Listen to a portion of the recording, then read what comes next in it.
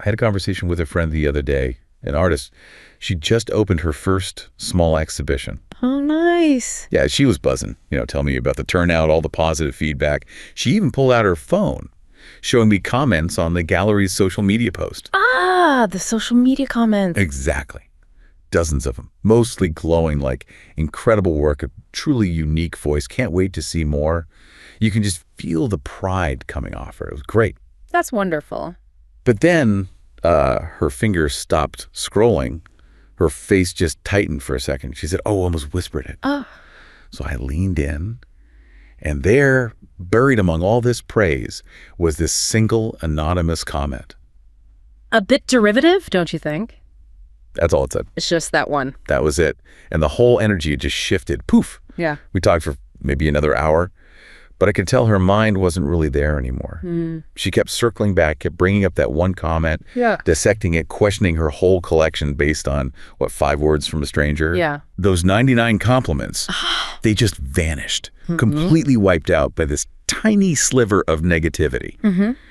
And the thing is, this isn't really about her being overly sensitive. It's about her brain working exactly the way it was designed to. And that right there, that profound, immediate, almost irrational fixation, that is the negativity bias at work. That's what we're diving deep into today. This pervasive human tendency. It's an ancient thing. Yeah, this ancient hardwired instinct where the brain just prioritizes threats. It notices what's wrong way more than what's right, and it gives bad news so much more weight than good news. It's like an evolutionary insurance policy, isn't it? Right. I mean, for our ancestors, this bias was literally life-saving. Absolutely. If you missed, I don't know, some safe berries, okay, you lost some energy. But if you ignore that rustle in the grass... You could be lunch, yeah. Right, you might lose your life to a lion. Yeah. The calculation back then was simple. Prioritize anything that even might be a threat. Right. Everything else is secondary. Exactly. Our brains evolved with this clear survival mandate. The negative signal carried this huge outsized importance. It's a quick check, binary good, bad, and it happens subconsciously. So the problem now is the operating system hasn't really been updated, but the world has changed completely. That's the crux of it. The threats our system is scanning for are, well, they're different now. Totally different. And the stakes, too.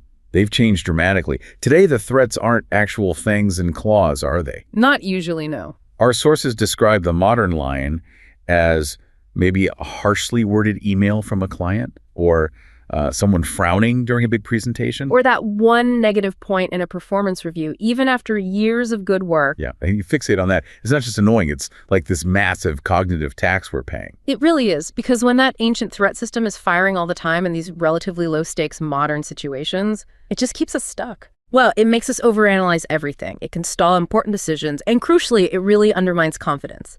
Especially for leaders, people who need to see the bigger picture, they get trapped focusing on the tiny bit of friction instead of celebrating all the progress. Okay, so let's lay out our mission for this deep dive then. We need to get into the neurobiology first. Understand how the brain actually registers a threat.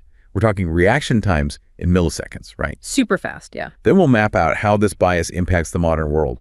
Everything from social media algorithms, which seem built on this, to how it affects leaders in business. And the really crucial part, what can we do about it? We'll explore concrete, evidence-based ways to sort of retrain the brain, tapping into neuroplasticity, things like mindfulness-based stress reduction and attentional bias modification. So finding ways to update that old survival software for the world we actually live in now. Precisely. Updating the operating system. Okay, let's start with the wiring. Survival's a priority. How does the brain actually prioritize negative stuff? How fast does it happen? Is it automatic? Well, the scientific evidence, especially from EEG research, that's electroencephalograms, it confirms that prioritizing negative things is, it's a multi-stage process. It's mechanical, fundamental to how we think. And the response sequence is lightning fast. The negative signal absolutely jumps the queue in our cognitive processing. I think most people assume that, rational thinking is slow, deliberate, but you're saying the first assessment, is this dangerous check, happens before we even consciously process the whole thing. That's absolutely right. The very first electrical signal we can track related to this happens during what's called the emotion perception stage. It shows up in the P2 time window. P2? Yeah, it's about 200 milliseconds after you see something. That window is kind of the boundary between just raw, unconscious sensory input and the first flicker of conscious awareness. Like a security guard at the gate doing a really quick initial scan. That's a great analogy. Exactly.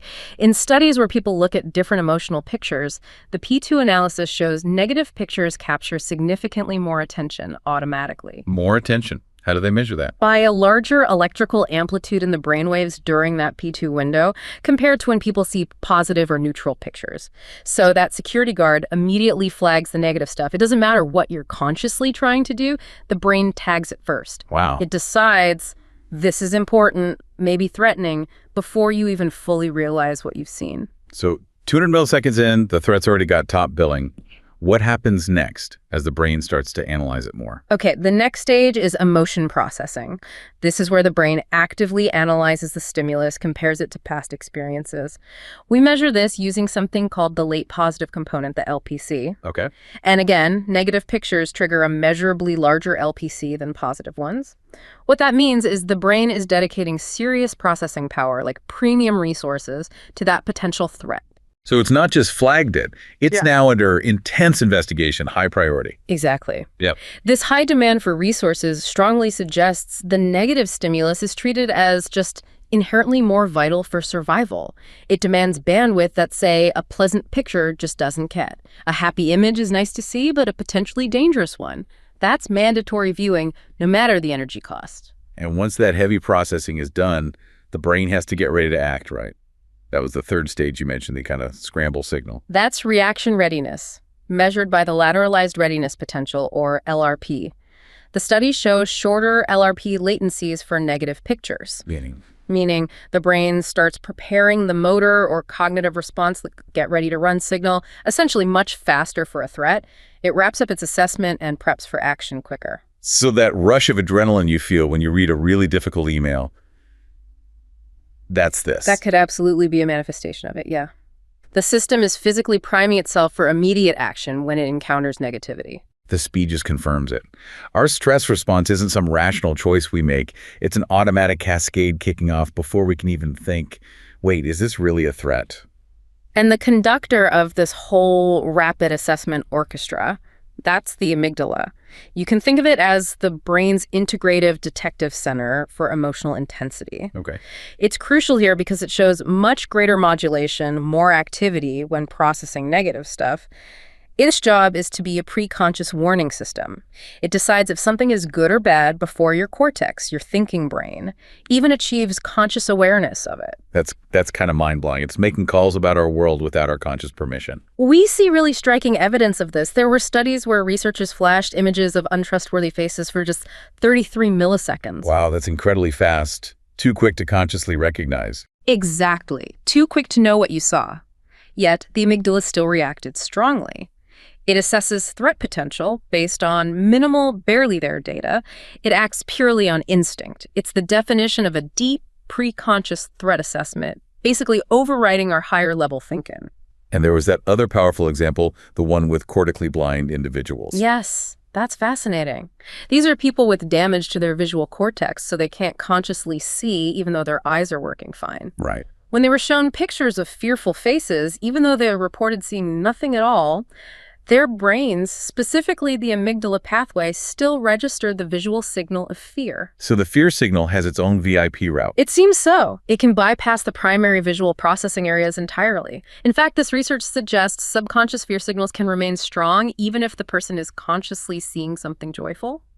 The fear gets registered first, period. So this whole evolutionary setup, this incredibly fast, good, bad, almost binary assessment, it creates these two big cognitive shortcuts that really define a lot of modern human interaction. Right. First, we tend to disregard complexity. We boil intricate situations down into simple either-or boxes, seeing things as purely good or purely bad, instead of recognizing nuance or synergy. Okay, simplify everything. And second, we end up with this profound bias where we just pay more attention to negative events, we throw more brain power at them, and we're quicker to react to them. This whole system might have saved us from lions, but boy, is it sabotaging our judgment in the modern world.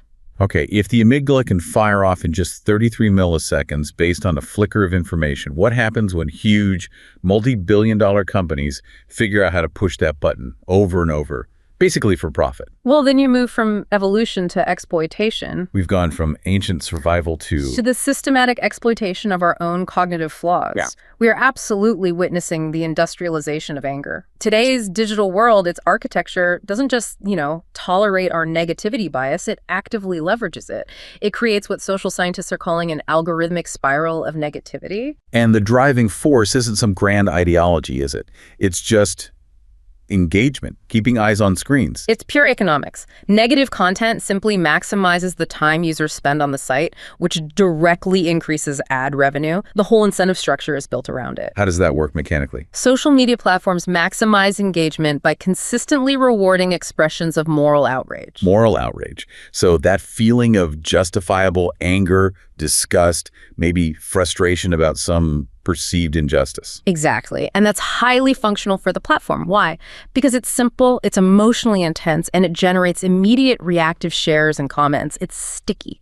So outrage pays because it's this high amplitude signal. It's perfectly designed to bypass our thoughtful prefrontal cortex and hit the amygdala's quick reaction button.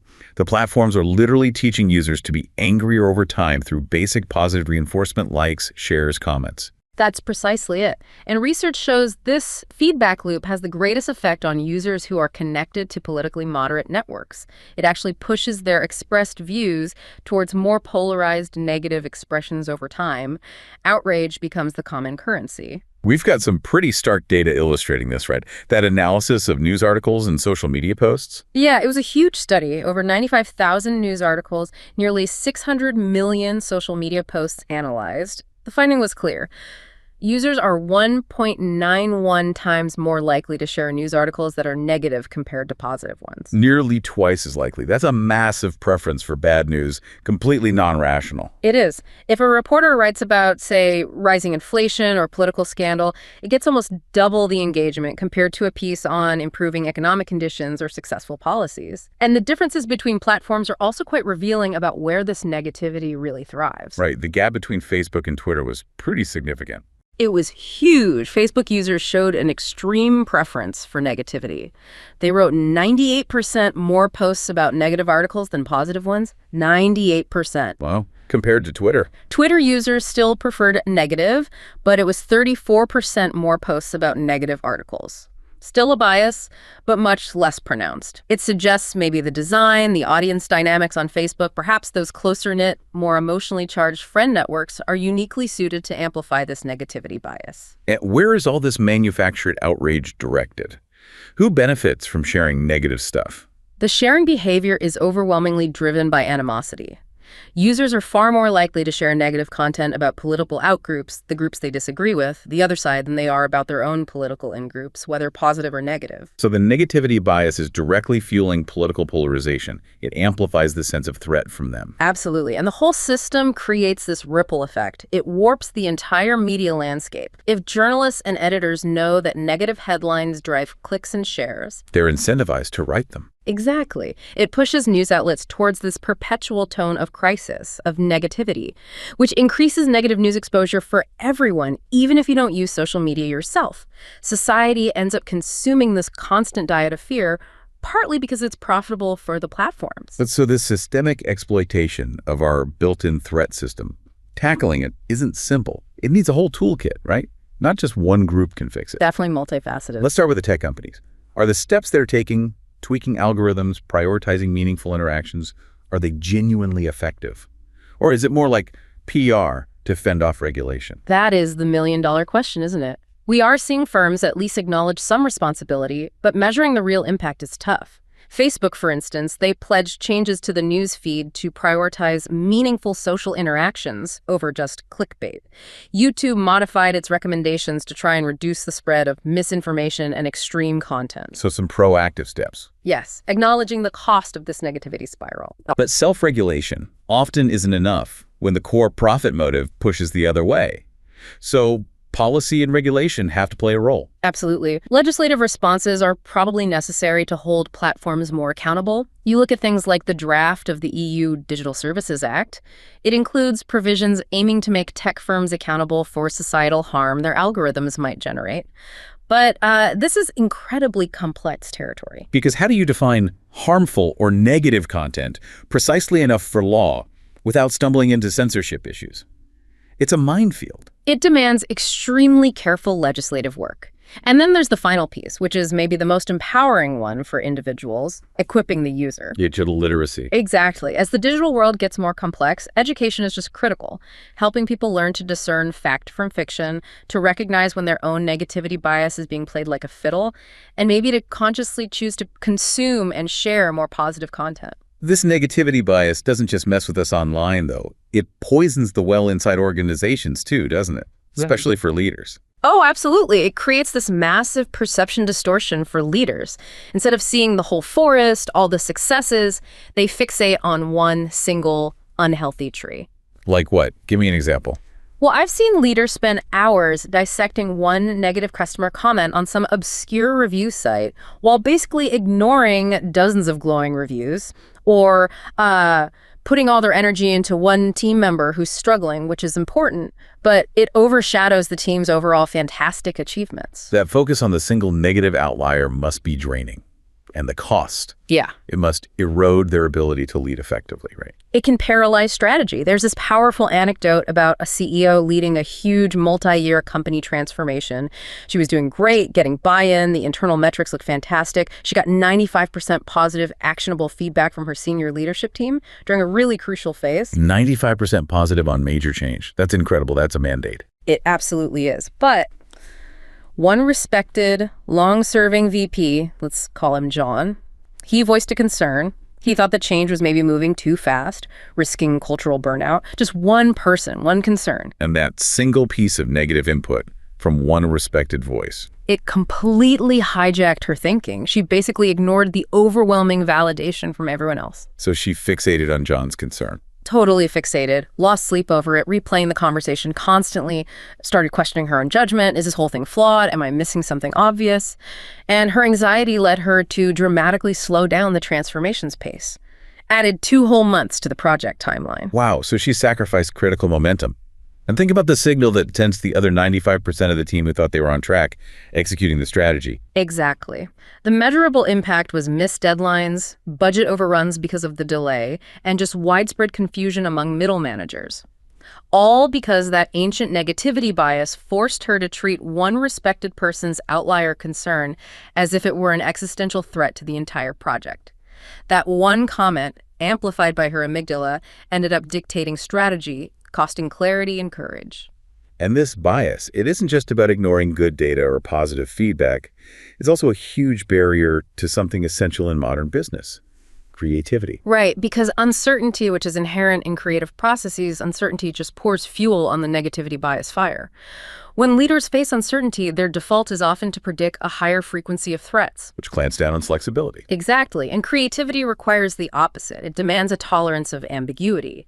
But ambiguity itself is intrinsically linked with stress in the brain. We even see this clinically. There was a study with Huntington's disease patients. Those who knew for certain they had the disease actually suffered less depression than those who were living with the constant uncertainty of whether they had it or not. The brain craves certainty, even if the news is bad. And that desperation for certainty, it's hostile to creative thinking. So if you're stuck predicting threats and demanding certainty, you can't really generate new, out-of-the-box ideas. Pretty much. The negativity bias pushes us towards that simple binary either-or thinking we talked about. Leaders see challenges as either problems or opportunities. It discourages the kind of synergistic thinking needed to see complexity as potentially both a problem and an opportunity at the same time. This sounds like exactly where something like neuromanagement comes in, translating the neuroscience into practical strategies leaders can actually use. That's the whole idea behind neuromanagement, yes. It focuses on directly addressing these neural mechanisms we've been discussing. The first strategy is emotional regulation. Since we know the amygdala fires off first, leaders need practical techniques to modulate that initial emotional flare-up, regulating the fear and anxiety before it spirals into overanalysis and paralysis. And second, getting past those either-or traps. Right, which means fostering cognitive flexibility. Cultivating the mental agility to handle complex, ambiguous situations, and consciously mitigating known biases like, say, the availability heuristic where you overweight recent or dramatic information. Makes sense. And the third? Stress management. This is crucial because chronic stress activates the HPA axis, the hypothalamic pituitary adrenal system, flooding our bodies with cortisol. And we know that chronic cortisol release actually impairs the prefrontal cortex, the very part of the brain we need for complex planning and decision-making. Stress literally makes us dumber when facing complexity. It absolutely cripples the executive functions required for good leadership. So leaders need simple, actionable ways to compensate for this built-in bias, like every single day. Okay, let's talk antidotes then. How do we consciously force ourselves to rebalance that skewed scorecard? Well, it always has to start with awareness. The first strategy is maybe the quickest and most powerful in the moment. Name it to tame it. Name it to tame it. Yeah. When you feel that gut punch, that LRP response kicking in from a harsh email or comment, just consciously acknowledging it, even saying it out loud or to yourself. Okay, I might be overweighting this negative input because of my inherent bias. Just naming it helps reduce its immediate emotional grip. You're basically calling out your amygdala, saying, I see what you're doing. Yeah. Reduces its authority a bit. Exactly. The second strategy is a mandatory cognitive countermove. Balance the scorecard. Force yourself, consciously, to list at least 3 concrete positives or successes for every single piece of negative data you encounter or fixate on. Deliberately seeking the positive to counteract the bias. Yes, it trains your brain to actively look for the whole picture, mitigating that tendency to zoom in only on the fringe concern. And finally, there's a strategy aimed right at that CEO problem we talked about, the leader getting derailed by one negative voice. Right. Lead from the center, not the fringe. You simply cannot allow outliers, that one dissenting VP, that single nasty comment, that tiny blip in the market data to drive your emotional state or your core strategy. Effective leadership demands clarity, consistency, alignment, and all of that gets lost when the negativity bias is driving the bus. Knowing that our brains are kind of actively working against us in these modern contexts can feel a bit discouraging. But the big hope here is neuroplasticity, right? The idea that the brain can change. Our hardware is actually updatable. That potential for change is absolutely central. It's the entire foundation for modern evidence-based psychological interventions. One of the most well-studied and frankly successful interventions is the 8-week program known as mindfulness-based stress reduction, or MBSR. And this is a secular program, right? Stripped of religious or spiritual elements, focused purely on the cognitive mechanics. That's right. It's a standardized protocol. It focuses on things like concentration training, specific cognitive exercises, and mental exposure techniques. The goal is to help people recognize their automatic negative reactions as they happen and learn to let go of those dysfunctional responses without judgment. It's a targeted empirical intervention designed to update that stress response system. And what does the neuroscience, the brain scan evidence, actually show after just 8 weeks of this kind of training? The findings from functional and structural MRI are pretty remarkable. MBSR induces brain changes that look very similar to those seen in people who practice traditional meditation for years, like monks. Really? What kind of changes? We see increased activity, better functional connectivity, and even increased volume or density in key brain regions involved in regulation. The prefrontal cortex, the cingulate cortex, the insula, and the hippocampus. These are all areas linked to emotion regulation, attention control, self-awareness, and memory. So the brain's control tower, the parts needed for executive function and managing emotions, they literally get stronger, better connected. What about the alarm system itself, the amygdala? That's the really essential finding. MBSR training is associated with decreased functional activity in the amygdala, especially when people are exposed to emotional stimuli. And importantly, the amygdala deactivates earlier after being triggered. So it chills out faster. Exactly. But perhaps the most critical finding is about the connectivity between the control tower and the alarm system. How so? The research shows improved functional connectivity, meaning the prefrontal cortex, PFC, gets better at efficiently inhibiting or down-regulating the amygdala's responses. This improved top-down control gives us a direct neuronal explanation for why MBSR reduces stress. The brain isn't just less reactive overall, its impulse control system is literally better wired to the alarm system, allowing for quicker de-escalation when stress hits. And there was an interesting point about context, suggesting MBSR might be particularly effective for people living in typically high-stress environments. Yes, some researchers suggest that Western participants in these studies might show a stronger effect on the amygdala compared to, say, long-term meditators like monks, simply because they often start with a higher baseline level of stress and amygdala reactivity. So their amygdala has more room to be downregulated. Potentially, yes. Which underscores how powerful MBSR can be for mitigating the stresses of modern, often hypervigilant life. Okay, so beyond general mindfulness like MBSR, there's another intervention that targets this attentional bias even more directly, right?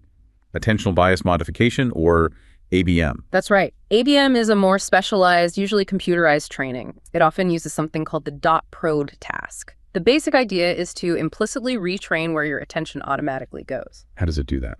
In the active ABM condition in some trials, the computer program is deliberately set up to direct the user's attention towards positive stimuli like happy faces instead of angry faces in the vast majority of trials, maybe 87% of the time. It forces you to associate responding quickly with the positive input without you even consciously trying to do it. So you're basically doing thousands of reps, forcing your brain to practice finding the positive thing, bypassing conscious effort or motivation. That's the idea. And we have clinical evidence for this. There was a randomized trial with people experiencing residual depression, so still having some symptoms. The group that received ABM training showed reduced activation in the amygdala and also the anterior cingulate cortex, the ACC, another key emotion area, when they were later just passively viewing negative images. Passively viewing. Yeah. So the training changed how their brain automatically appraised the negative images later on, even when they weren't doing the task. Exactly. It hit the emotion centers directly. This points to a key distinction in how we control emotions. There's the ventral system and the dorsal system. Okay. ABM seems to primarily target the ventral system. This system is involved in the automatic bottom-up stuff, emotional vigilance, arousal, the initial generation of the feeling state. Think of it as the immediate, instinctual, oh, reaction. As opposed to the dorsal system, which would be the conscious effort to calm down or reframe things. Precisely. The dorsal system is that top-down deliberate regulation, telling yourself, okay, take deep breaths, use your coping skills. ABM seems to work earlier in the process, implicitly altering the ventral system itself. It changes how the brain generates the initial emotional response in the first place. So it reduces the emotional volume right at the source, rather than just making the prefrontal cortex work harder to contain an emotion that's already flared up. That appears to be the implication. By modifying the subtle automatic attentional habit, you're literally retraining the neural circuitry involved in emotion generation itself. Wow. What a journey we've taken today.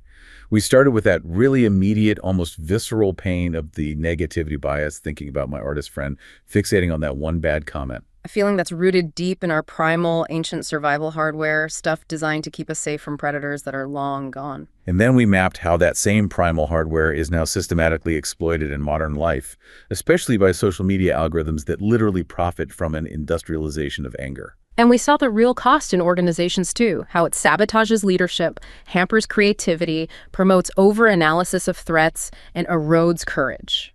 But the core takeaway, the really empowering part, is neuroplasticity. Knowing the brain isn't fixed, the power of modern neuroscience isn't just identifying the problem, it's giving us empirical proof that we can change these patterns. Absolutely. Through consistent, intentional practice, whether that's simple rebalancing techniques leaders can use daily, or more structured, evidence-based interventions like MBSR and ABM, we now know we have actual tools. We can cultivate stronger cognitive control over that ancient, overactive threat system. The ability to shift our attention, to consciously downregulate the amygdala's alarm bells. It's not some mystical thing. It's actually a trainable skill, and it seems increasingly within our reach. The human brain is, without a doubt, a remarkable survival machine. But its default settings, which we understand much better now, were optimized for a dangerous world that, thankfully, for most of us, no longer exists day to day. Understanding that ancient, powerful default setting is the first, absolutely essential step toward mastering the modern mind.